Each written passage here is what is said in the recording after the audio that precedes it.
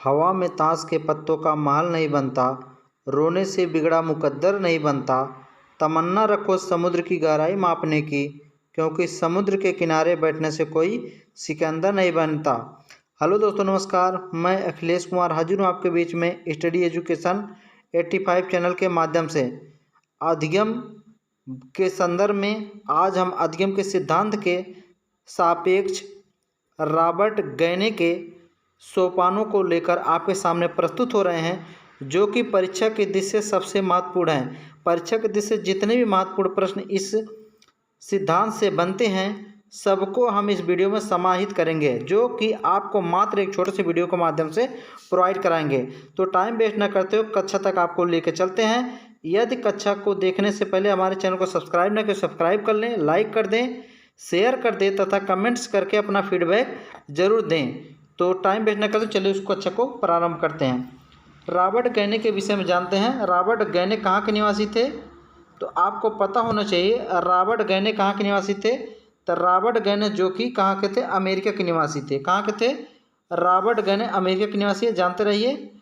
अगर पूछेगा रॉबर्ट गैने का जन्म कहाँ हुआ था, तो रॉबर्ट गैने का जन्म जो हुआ था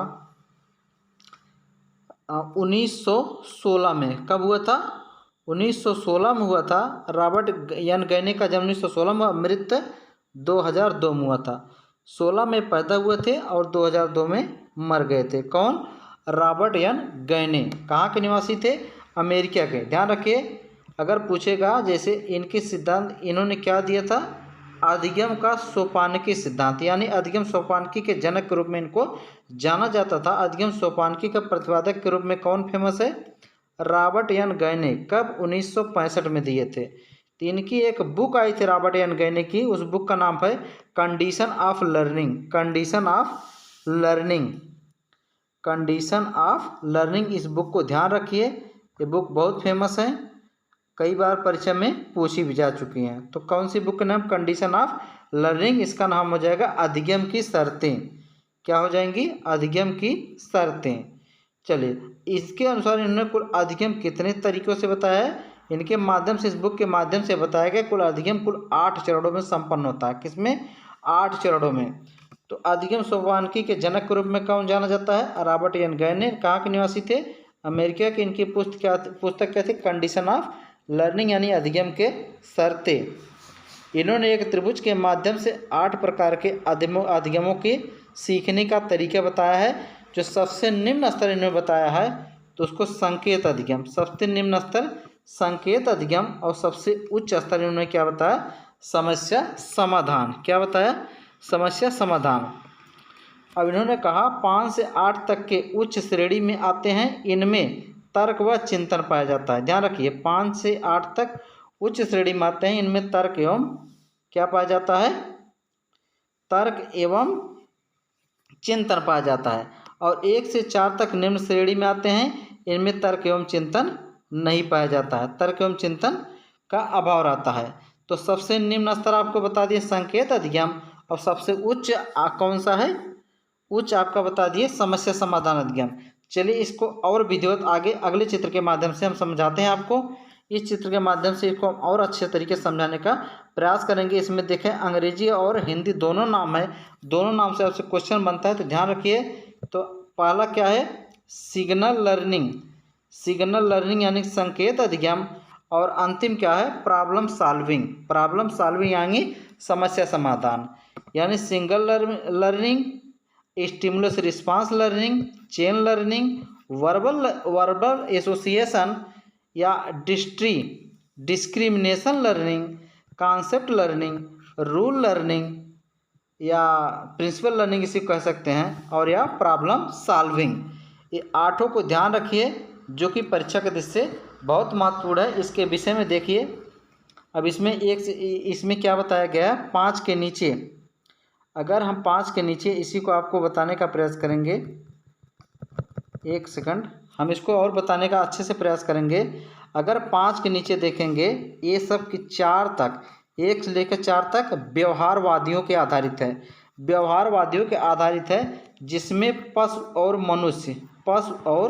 मनुष्य दोनों अधिगम कर सकते हैं। किस पर आधारित है, व्यवहारवादियों पर आधारित है, जिसमें पशु और मनुष्य दोनों अधिगम कर सकते हैं। बाकी 5 से 8 तक जो है ये संज्ञानवादियों पर आधारित है। किस पर? संज्ञानवादियों पर। इसमें सिर्फ मनुष्य अधिगम कर सकते हैं, सिर्फ मनुष्य अधिगम कर सकते हैं 7 से 8 तक। और पूछेगा गयने का सोपान जो है किस शिक्षण सूत्र पर आधारित है? तो सरल से जटिल। इनका एक क्रम जो है सरल से जटिल तक गया है, यानी सबसे सरल संकेत अधिगम, सबसे कठिन समस्या समाधान अधिगम। यानी इसी हिसाब से व्यवहार पर आधारित कौन से हैं, संज्ञान पर कौन आधारित है, ध्यान रखिए।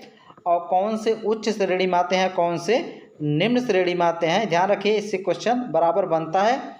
तो चलिए टाइम वेस्ट न करते हुए आपको आगे की तरफ लेके चलते हैं। अगला इस चित्र के माध्यम से थोड़ा सा और क्लियर करना चाहेंगे। इस चित्र के माध्यम से कई चित्र इसलिए दिखा रहे हैं ताकि बार बार आपके दिमाग में इसका कॉन्सेप्ट बैठ जाए। जब इसका कॉन्सेप्ट आपके दिमाग बैठ जाएगा थोड़ा आपके लिए समझने में आसानी होगी।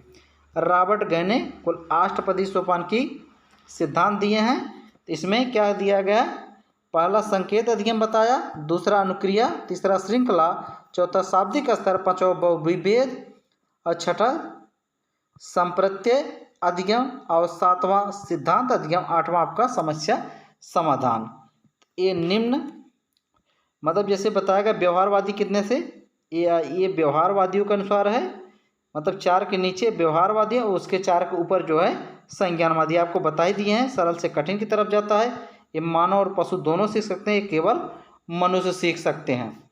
चलिए, ये निम्न स्तर आपका संकेत अधिगम, उच्च स्तर आपका समस्या समाधान अधिगम। ध्यान रखिए रॉबर्ट एन गयने के सोपानों को कितने चरणों में बांटा गया है? कुल 8 चरणों में बांटा गया है। तो चलिए इनके विषय में थोड़ा सा अन्य जानकारी ले लेते हैं, अतिरिक्त जानकारी। जो पहला इन्होंने कहा संकेत अधिगम, पहला क्या इन्होंने बताया? संकेत अधिगम। संकेत अधिगम सिग्नल लर्निंग, यह पावलोव के क्लासिकल सिद्धांत पर आधारित है। पावलोव कहाँ के निवासी थे? आपको बताए थे, कमेंट्स में इसका उत्तर दीजिए। पावलोव ने कहाँ के निवासी? पावलोव किस पर प्रयोग किए थे? पावलोव कुत्ते पर प्रयोग किए थे। पावलोव की बुक कौन सी, ये भी कमेंट करके आप बताइए। इसके पहले वाले वीडियो में इसकी हम व्याख्या कर चुके हैं। अगर उस वीडियो को नहीं देखे हैं तो उस वीडियो को प्ले लिस्ट में जाकर मनोविज्ञान वाले प्ले लिस्ट में उस वीडियो को देख सकते हैं। चलिए टाइम वेस्ट न करते हुए पहला हो गया। दूसरा इनका क्या है? उद्दीपन अनुक्रिया, stimulus response theory. Stimulus response learning किसका है? थॉर्नडाइक।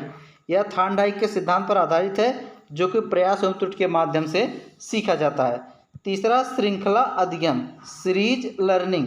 श्रृंखला अधिगम यानी सीरीज लर्निंग, इसमें व्यक्ति किसी चीज़ को क्रमिक रूप से सीखता है, जैसे गिनती 1 2 3 4 करके सीखता है, और पहाड़ा 2 के 2 2 दूनी 4 करके सीखता है या सीखता है। अगर सिस्टम से उसको न सिखाया जाए तो सीख नहीं पाएगा। और जैसे वर्णमाला में पहले स्वर आता है, फिर व्यंजन आता है, फिर उससे शब्द बनता है, फिर उससे वाक्य बनता है, इस हिसाब से आगे बढ़ता है। यानी किसी भी क्रम के माध्यम से सिखाया जा सकता है, श्रृंखला अधिगम के माध्यम से। अगर पूछेगा यह प्राथमिक शिक्षा के लिए सर्वाधिक उपयोगी है, क्योंकि बच्चों को प्राथमिक शिक्षा के माध्यम से, श्रृंखला के माध्यम से सिखाना थोड़ा आसानी होता है, बच्चे इसको आसानी से सीख भी पाते हैं। तो चलिए टाइम वेस्ट ना करते हुए आपको अगले के इस कॉन्सेप्ट पर लेकर चलते हैं। अगला चरण हो जाएगा आपका शाब्दिक साहचर्य अधिगम, वर्बल लर्निंग। इसके अनुसार कहता है कि जब हमारा व्यवहार शब्दों को क्या कर रहा है? शब्दों को रखने या स्मरण करने पर आधारित होता है। यहाँ रखना बल्कि रटने पर आधारित होता है, वहाँ पर इस प्रकार का अधिगम होता है, जैसे कविता की पंक्तियों को रख कर याद करना, यानी रट कर याद करना। अभी कह दिया जाता है कि HW में बच्चों को कि आपको याद करके आना है, तो बच्चे जाते हैं उस पर कई बार बार उसका प्रयास करते हैं और रटते हैं, और रट कर आप आकर कक्षा में सुनाते हैं। तो किसके अनुसार? शाब्दिक साहचर्य अधिगम के अनुसार वो कार्य करके आते हैं। चलिए अगला बहुविभेद अधिगम, कौन सा है? बहुविभेद अधिगम, डिस्क्रिमिनेशन लर्निंग। इसके अनुसार कह रहा है कि जब व्यक्ति के सामने 2 या 2 से अधिक विकल्प या उद्दीपक हो, तो व्यक्ति द्वारा उसमें अंतर कर पाना, इस प्रकार के अधिगम के अंतर शामिल किया जाता है। जैसे अगर कह रहा है कि अभी आप यूपी टेट का ही पेपर दे रहे हैं, या सीटेट का पेपर देने जा रहे हैं, या सुपर टेट का पेपर दे रहे हैं, उसमें 4 विकल्प आपको दिए जाते हैं, उसमें आप एक सही उत्तर का चयन करते हैं। तो आप किसके अनुसार ऐसा कर पा रहे हैं? बहुविभेद अधिगम के अनुसार कर पा रहे हैं। आपको ऐसा पढ़ाया गया कि बहुविभेदात्मक अधिगम इसी तरीके से छांटा जाता है, इसी के अनुसार आप कर पाते हैं। तो परीक्षा में अगर पूछे तो किसके अनुसार है, तो आप बहुविभेद अधिगम के अनुसार संभव हो पाता है। चलिए टाइम वेस्ट न करते हुए आगे बढ़ते हैं। अगला आपका हो जाएगा संप्रत्यय अधिगम। कौन सा? संप्रत्यय अधिगम, कॉन्सेप्ट लर्निंग। इसके अनुसार जब कोई व्यवहार किसी विचार के माध्यम से उत्पन्न होता है तो वहाँ पर इस प्रकार का अधिगम होता है। यानी जैसे आपके मन में कोई नया विचार आ गया, उसी के माध्यम से आपको कोई व्यवहार अच्छा काम कर गया और अच्छा कोई चीज़ सीख लिए, तो किसके अनुसार संभव होता है? ये संप्रत्यय अधिगम। संप्रत्यय मतलब कॉन्सेप्ट, ध्यान रखिए। सिद्धांत या नियम अधिगम, सिद्धांत या नियम अधिगम इसको कहते हैं प्रिंसिपल लर्निंग। क्या कहते हैं? Principle learning. कुछ व्यवहार ऐसे होते हैं जो सिद्धांत पर आधारित होते हैं, जैसे पानी में हाइड्रोजन और ऑक्सीजन का समान मात्रा। यानी अगर पानी जहाँ भी रहेगा वहाँ H2O ही रहेगा, कहीं ये बदलेगा नहीं। अगर ये H2O से बदल गया तो पानी नहीं रह जाएगा, कुछ और बन जाएगा। ये सिद्धांत यही कहता है। चलिए, तो अंतिम सोपान इनका था तो प्रॉब्लम सॉल्विंग लर्निंग, यानी समस्या समाधान। यह अंतिम है, सबसे निम्न जो है संकेत अधिगम, सबसे उच्च कौन सा है? समस्या समाधान, प्रॉब्लम सॉल्विंग। इसके अनुसार करा किसी भी प्रकार की समस्या के लिए व्यक्ति को उस समस्या के निदान तक जाना पड़ता है और उसके लिए निम्न स्तर से उच्च स्तर तक जाना पड़ता है। यानी समस्या समाधान के लिए कई प्रकार के अधिगम को एक साथ समाहित किया जाता है, तब लास्ट तक समस्या समाधान तक पहुंचा जा सकता है। किसी में आसानी से हो सकता है, किसी में थोड़ी जटिलता से हो सकता है। तो रॉबर्ट गैने के सिद्धांत से संबंधित इससे ज़्यादा क्वेश्चन आपसे नहीं पूछे जाएंगे। अगर एक बार में ना समझ आए, वीडियो को 2 बार करके देखें, इसको नोट बनाइए और उसको याद करने का प्रयास करिए। आज के लिए बस इतना ही। धन्यवाद। आपका दिन मंगलमय हो।